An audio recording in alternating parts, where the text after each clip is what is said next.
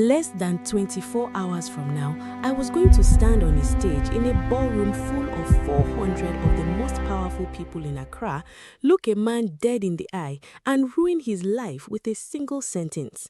I didn't know that yet, not in that moment. In that moment, I was on my knees on a hotel room floor at midnight, holding the hands of a man who was supposed to be on a flight out of the country in less than 2 days, asking him to trust me with the most reckless plan I had ever come up with in my entire life. It started with 4 words. "Tell me everything," Min-jun said. So I did. "My foundation has a gala tomorrow night," I said, pacing the small space between his bed and the window. "It's been planned for months, fundraising for the Children's Education Initiative. Every important person in Accra will be there. My father, Senator Asante, Yaw, the press, everyone." "Okay," Min-jun said slowly, watching me with the careful attention of a man trying to follow a plan that wasn't fully formed yet. "And what happens at this gala?" "That photo. The one from the rooftop. It wasn't random, Min-jun. Think about it. Who takes a long-length photo from that angle? That rooftop is only visible from one building, the Sefa Towers construction site next door, which is empty, which has been empty for 8 months because the developer ran out of funding. You think someone was waiting there, specifically?" "I think someone was placed there," I said, "and I think I know who benefits most from that photo existing." Min-jun's eyes widened slightly. "Yaw?" "Yaw," I confirmed. "He's been telling everyone he's a patient man, but patient men don't need leverage. He needed proof, something he could use to force my father's hand, to make the engagement urgent, to make me desperate enough to fall in line. A scandal he could rescue me from, a scandal that conveniently destroys you in the process." "That's..." Min-jun sat down slowly on the edge of the bed. "That's a serious accusation, Akosua. If I'm wrong, I lose everything anyway. My father is already furious. You are already being deported. What exactly do I have left to lose?" I knelt in front of him, taking his hands. "But if I'm right, if I can prove Yaw orchestrated this, then my father says exactly what kind of man he's been trying to marry me off to, and the Asante alliance becomes a liability, not an asset." "How do we prove it?" "Kwame," I said. "My driver, he's been complaining for weeks about a motorbike that keeps appearing near the house, near the office, always the same driver. I thought it was nothing, but what if it wasn't?"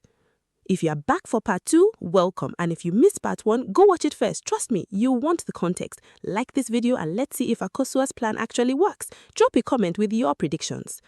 We didn't sleep that night. By 6 a.m., Kwame had identified the motorbike, a battered red Bajaj with a cracked side mirror, parked most mornings near a fruit stand 2 streets from our family compound. By 7 a.m., Patricia, bless her, the woman missed nothing, had quietly confirmed that the same motorbike belonged to a freelance photographer named Eric Donko, who did occasional work for 3 different gossip accounts, including the one that posted the photo. By 9 a.m., we had something even better. "Akosua," Patricia slid her phone across the table to me, her hands shaking slightly.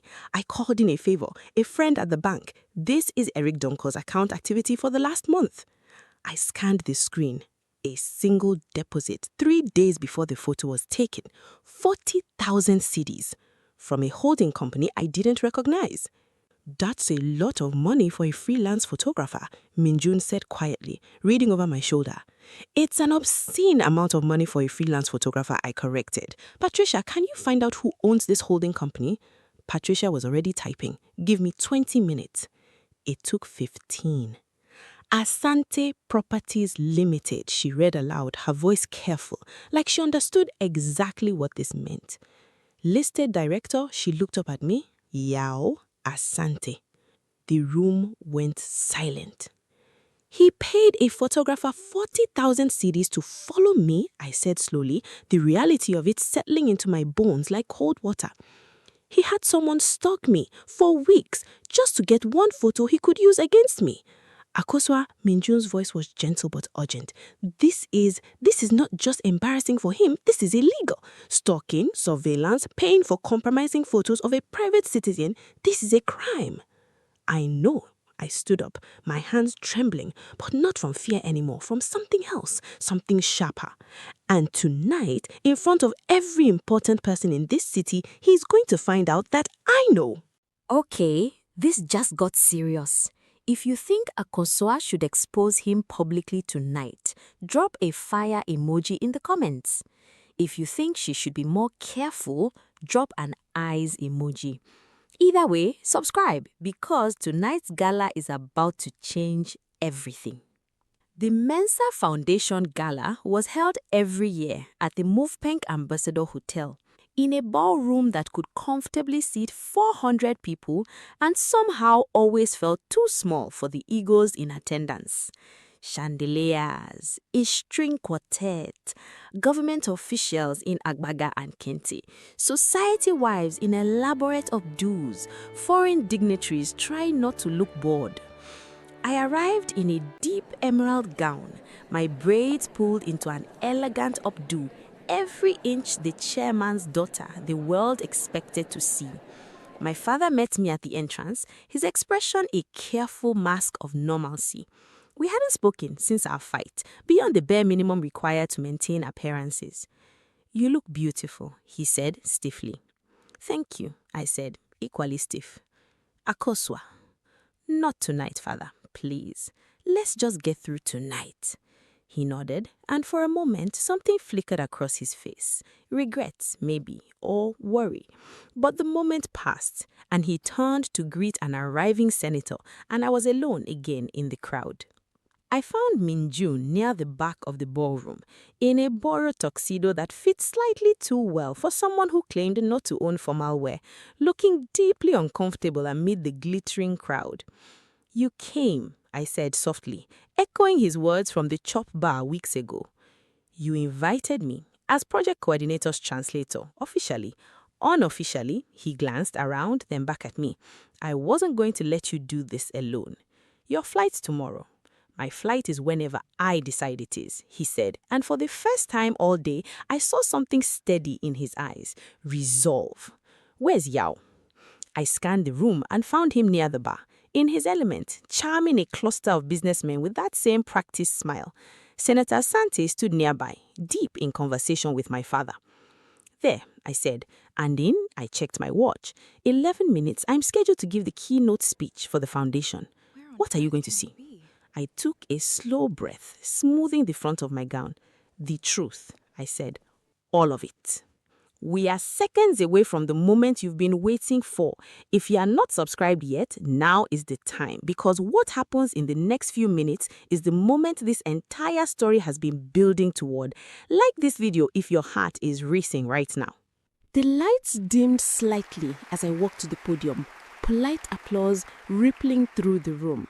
I could see my father in the front row, Senator Asante beside him, Yaw a few seats down, all wearing the practiced smiles of people who had no idea what was coming. "Good evening, everyone," I began, my voice steadier than I felt. "Thank you all for being here tonight and for your continued support of the Mensah Foundation's education initiatives.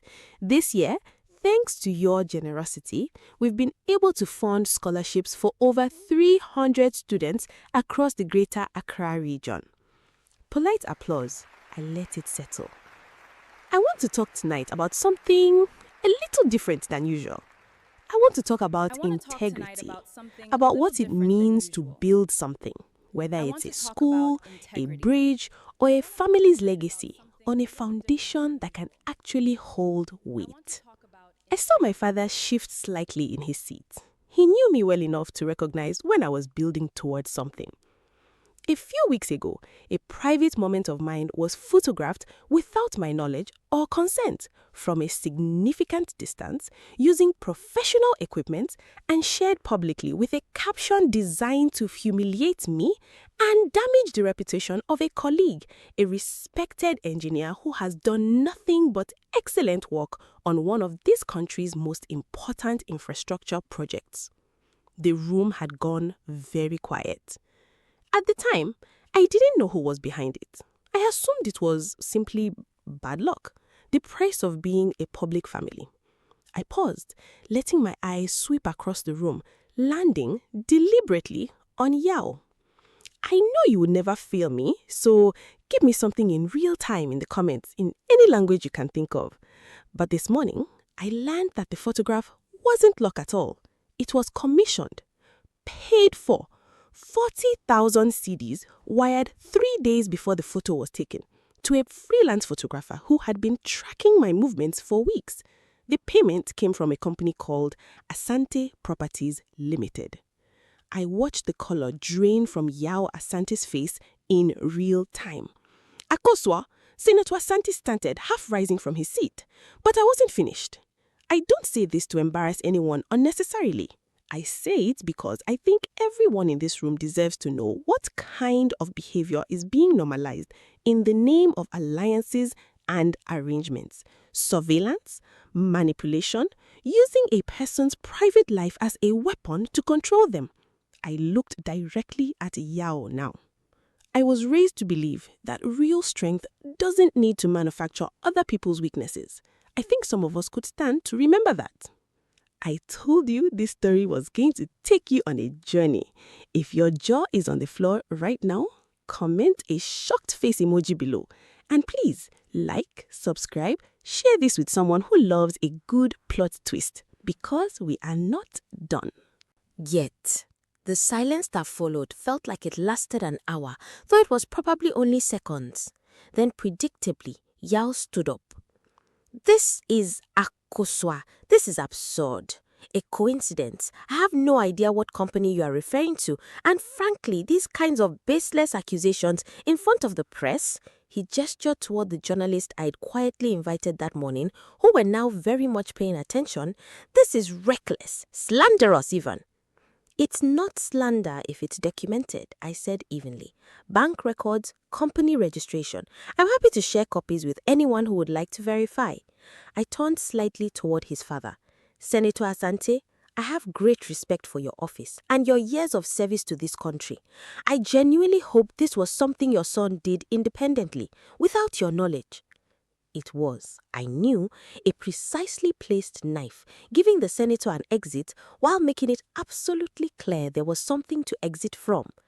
Senator Asante's face had gone hard, his eyes flicking to his son with an expression I recognized immediately because I'd seen a version of it on my own father's face just days ago. Fury, disappointment, and underneath it, the calculations of damage control. Yo, Senator Asante said, his voice low. Now, Father, this is now.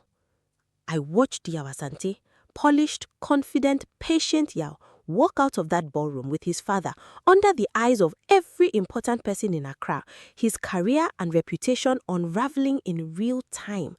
And I felt something I hadn't expected to feel. Not triumph exactly, relief. Thank you all again for your generosity tonight, I said into the microphone, my voice remarkably steady given that my hands were shaking.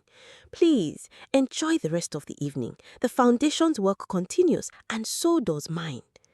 I stepped down from the podium to a wave of murmured conversation, flashbulbs, and to my genuine surprise, applause. Real applause, scattered but growing, from people who I suspected had their own complicated histories with the Asante family's brand of patience. My father found me before I'd taken 3 steps. If you're getting emotional right now, comment a tearful face emoji below because trust me, what happens next is going to hit even harder. Make sure you're subscribed for the ending of this story. Akosua, my father's voice was rough. He took my hand, and for the first time since I was a little girl, I saw tears standing in his eyes. Akosua, Father, let me speak. He took a breath, visibly composing himself in a way I had never seen him need to before. 20 years I have known the Asantes. 20 years I thought I understood the kind of family they were. And in 5 minutes, my daughter taught me more about their character than 2 decades of dinners and golf games ever did. I'm sorry I embarrassed. You didn't embarrass anyone except the people who deserved it. His grip on my hands tightened. Akosua, I have spent so much of your life trying to protect you by controlling things.